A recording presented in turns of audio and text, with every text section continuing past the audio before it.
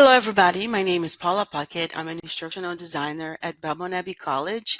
And today I want to share with you a little bit of my experience with a project that I was a part of that was related to updating and refreshing courses. The name of my presentation is Navigating Course Updates as an ID, from Faculty Buy-in to Project Challenges. Um, I just want to apologize in advance for my voice just because I'm recovering from a cold. So I hope it's not too distracting. Okay. So basically, what I want to talk about today is a little bit on the project, why we decided to go and start this project of refreshing some courses at my institution, how it happened, share with you some lessons learned, and also some final reflections, which I hope that we could exchange some ideas about course refreshes, right? And just figure out maybe ways to increase the success rate, I would say, of course refreshes. And I'll explain why. So I will start a little bit explaining what this project is about. In the fall of 2023, I was put in charge of this institutional project to help faculty refresh 6 undergraduate courses. And basically, the reason why is because, in general, when we talk about course refreshes, what tends to happen very often is a course refresh, pretty much meaning there is an existing course that needs just to have their links checked and dates updated, syllabi updated, and then the course is ready for publication, right? So that tends to be the basics, let's say, of a course refresh.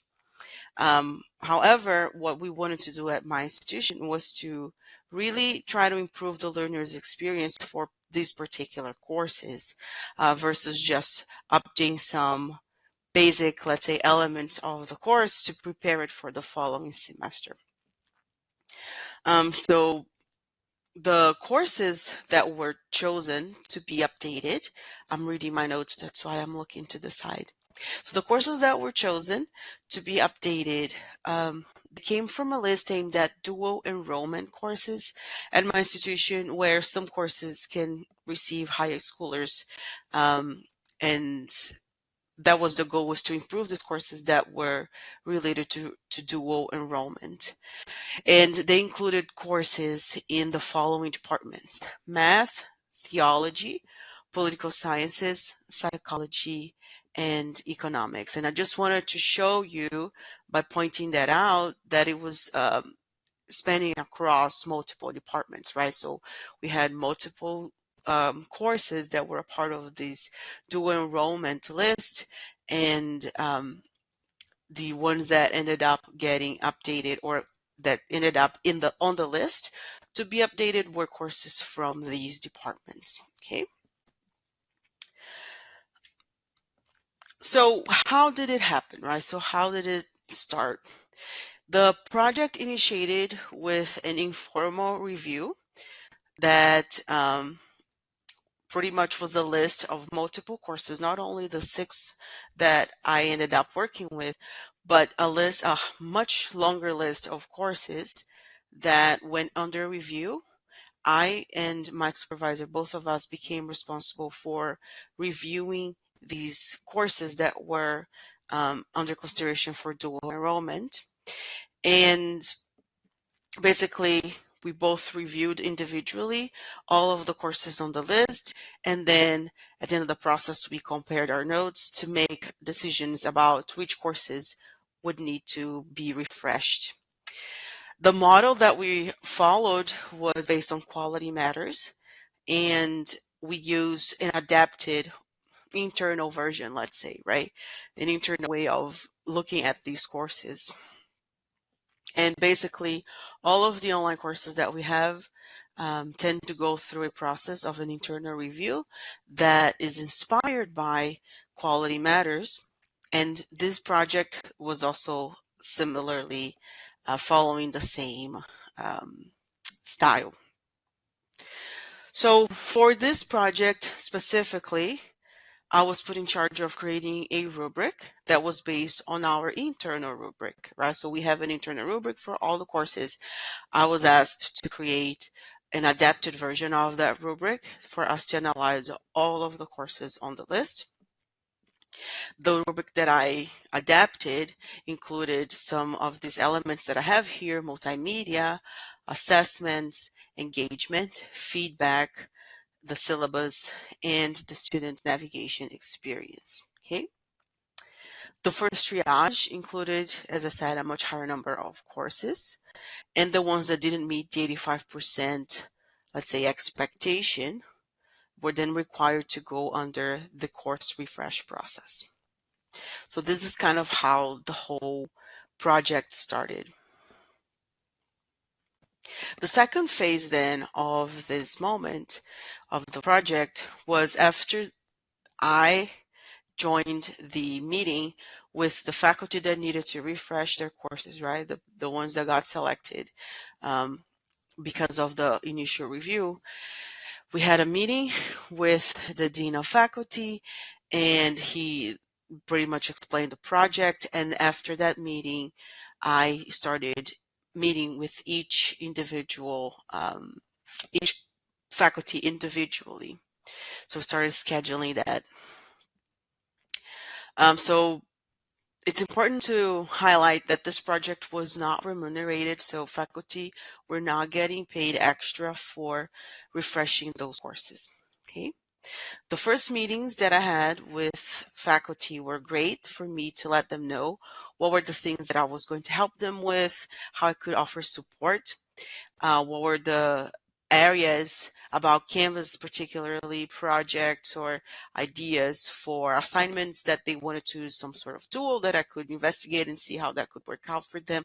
So it was really about me demonstrating, letting them know that I was there to support them and how I could do that. As well as how I could remove some of the responsibilities, especially when it came to formatting pages, to fixing captions from their videos, checking on information about campus services, to make sure that their courses had updated information, all of these things. I also made sure to let them know that they were the experts in the field. My sole help and support and responsibility was not related to the content, but how clearly that content was being presented to the students, right? 'Cause that's the whole point, is to improve the student experience, making sure that the content, the assignments, and everything are matching the expectations for the course and for the project. So some of the faculty that had gone through the course development process before with us, even not related to this project, but just that knew us from before, they were totally fine with this experience. Others, once they learned what my role was about, felt more comfortable with my presence, let's say, in helping them build those courses. I had one instance of a faculty who was very resistant at first because that faculty believed I could have been a matter of communication, that I was going to interfere with his course rather than just support the development and the design of the course. So that was my first, let's say, lesson that I learned, is with faculty who had never experienced a process like this of course design and working with an instructional designer. I had to be very careful in communicating exactly what is that I'll be helping them with, why it's necessary to improve certain aspects of the course, but making them, reassuring to them that my role was not to interfere at all with the autonomy of the course, but rather just how the course is being presented, and how instructions are being presented, making sure that students understand what that's about. So really providing that support and letting them know that their role is still the priority in terms of expertise, right? That's not my role. So that was one of my first lessons, is communicating clearly, let's say, the boundaries of my job, and not making them feel like I am interfering with their course at all. But eventually, as I explained to that faculty very carefully, we had a couple of meetings, exactly what I'm doing. I showed examples of projects that I worked with, I worked on before, other courses that I helped build. And then the faculty became much more aware of, oh, this is what you're going to help me with. You're not going to recreate my course for me. You're just going to help me package it in a way that is going to be helpful for students, right? And that faculty actually became very excited and enthusiastic after understanding what the whole process was about, that I ended up working with him on 4 other courses that were completely unrelated to this project. Um, the last phase is then the moment that once we have figured out these are the elements that need to get improved based on the review that I did with my supervisor initially. It was their turn now to start working on their courses, right? So once we had that first meeting, we established potential due dates for different levels of the course to be completed, and we also established a tentative deadline for the total completion of the project for all of them. Okay. That timeline lasted between 4 to 5 months because a lot of those courses had already been taught before. I believe all of them actually had already been taught before, so the material was there. They just needed to improve certain aspects of it. Another thing that I made sure to do during this process was to maintain constant communication every 2 weeks or so, check in on them. I actually talk to the instructor and ask them, how do you prefer to maintain communication? Do you want me to email you every couple of weeks? Do you want me to email you every week? Do you want to just set up meetings via Zoom with me? And then depending on their style, some of them were more hands-off, others were more hands-on, and it really depended on how they wanted to move on with communicating with me. So let's take a look at some of the results of this project. So out of the 6 courses, 4 of them finished around the time that they're supposed to on the deadline, and 2 of them did not meet the deadline. From these 2 courses that did not meet the deadline, one of the faculty did not complete much of the suggestions that I offered. The 4 courses that were completed by 3 different faculty members. And then the overall success rate of this project was then around 6-7%, right? Closer to 70%, because 2 of those courses were not completed on time. And then I wanted to share with you some of my reflections on what might have gone a little bit more, might have complicated the 100% mark that we were trying to achieve with this project by having all of these courses completed by the particular deadline that we had established. So, although they had to begin the project in the summer, faculty who completed the project either were already self-motivated or had very few improvements to make, such as adding more interactivity without disrupting much of the existing course content. For the faculty who finished, they also were very comfortable with being more hands off in certain areas and letting me kind of take charge of organizing modules. For example, they felt comfortable with me fixing the links for them, or fixing the captions for them, or checking a module that they put together and adding some suggestion that they were like, all right, you can go ahead and fix this for me. So these 4 courses that had these particular characteristics, right? Faculty that were comfortable with me being in there and fixing things for them and organizing modules and adding assignments or uploading PDFs, doing things that they would consider busy work, right? They were not content related. They were just organization related, navigation related, right? So instructors that were comfortable with that and didn't have a ton of creative um, content related material to create, those were the courses that got completed.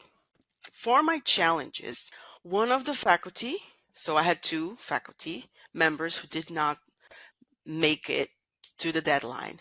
One of them was a brand new faculty. Um, so her course was pretty much a new course that she was putting together, and she had a large teaching load. Her course, in fact, I believe she was able to get information from other, I'm not sure 100% how she was able to put together that course, but because it was a kind of a new course for her, and I think she had taught maybe that course once, um, she had a lot more work to get done on that course. And because of her workload, it did not get done on time, although she did follow a lot of the suggestions that I offered to fix certain aspects of the course. The other faculty that didn't finish, he was very resistant to the QM rubric and did not believe that the course needed a lot of work. That faculty was critical of the needs of how QM, kind of the quality matters rubric. If you're familiar with the quality matters rubric, that faculty was a little bit on the resistant side of, do I need to do all of this? I don't think it's necessary. I think it's repetitive and the students are not going to pay attention.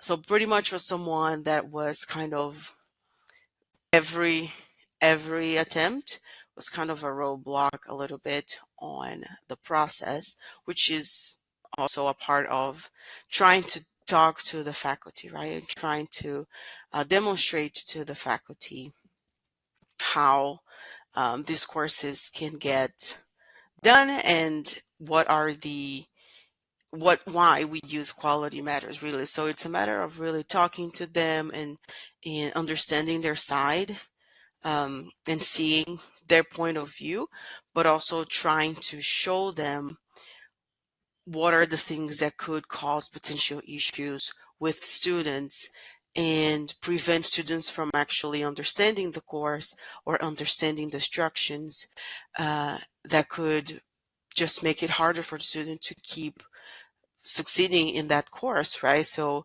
basically, there was a lot more, let's say, room for conversation with that instructor, trying to understand that instructor side, and also at the same time trying to find a compromise in which both sides will be satisfied with the results, right? So the instructor will be okay with the changes that are being requested, and we are going to find the 85% expectation from those changes.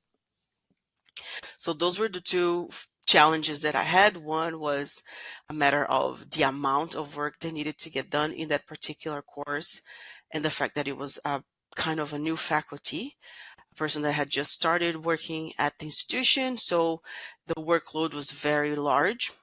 And the other faculty that was more resistant to quality matters, and trying to talk to that faculty and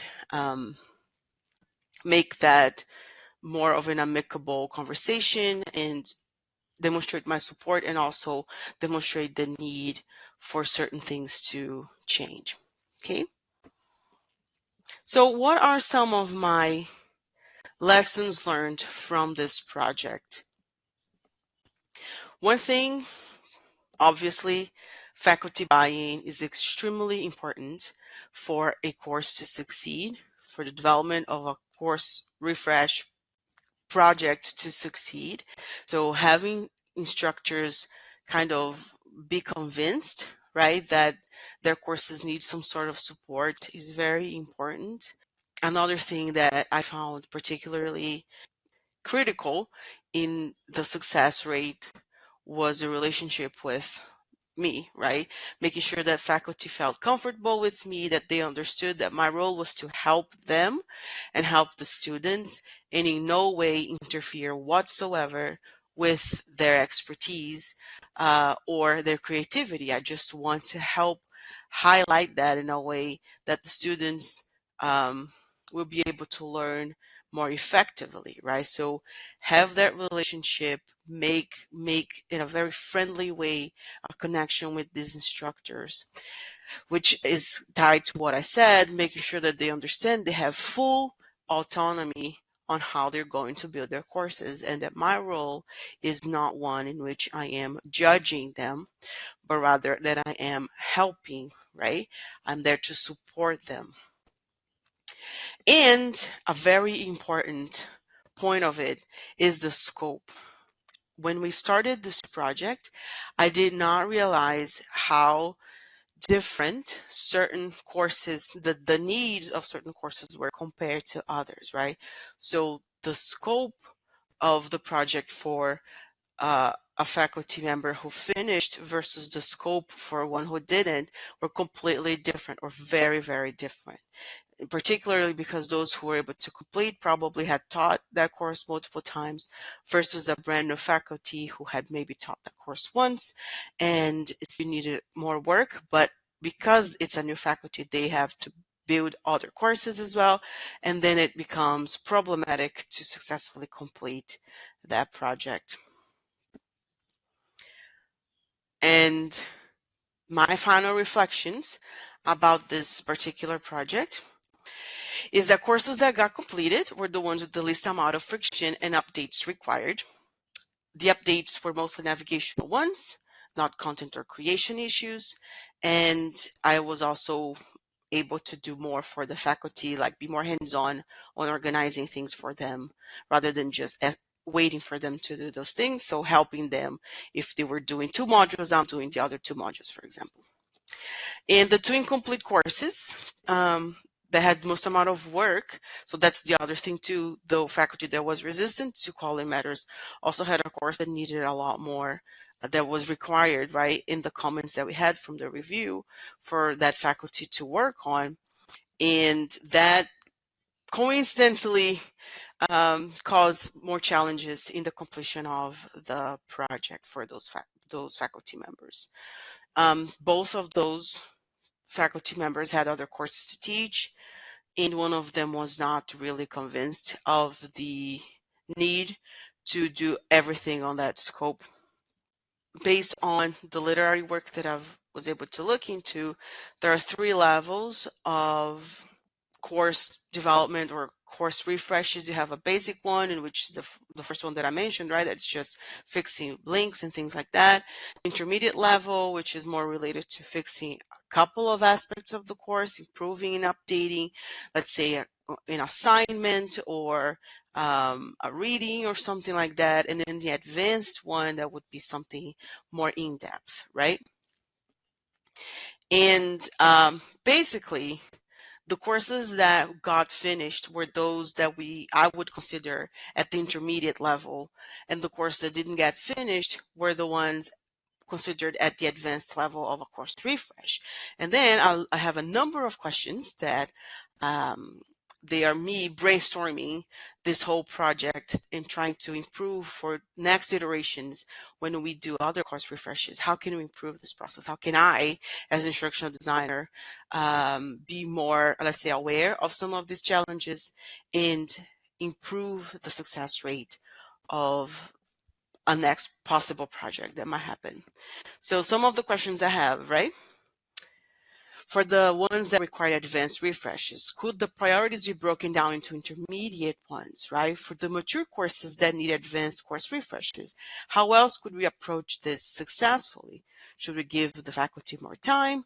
Should we offer more training? Should we do both?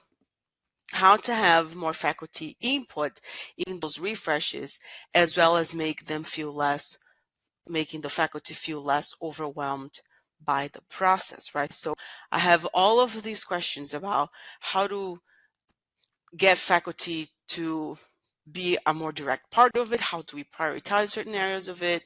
Um, how can we adapt in a way that even faculty that are in need of a lot of advanced level, in-depth transformations or updates in their courses, how can we make sure that they feel that they can do that work and that they can succeed in just doing the updates that are necessary for the course and for the students. And that is it. This is my contact. If you have questions, I'm happy to talk to any of you who are watching this. So please send me a message on LinkedIn or send me an email if you have ideas or if you wrote anything about course refreshes. If you're an expert on that, I would love to hear from you. And I appreciate it very much. Thank you.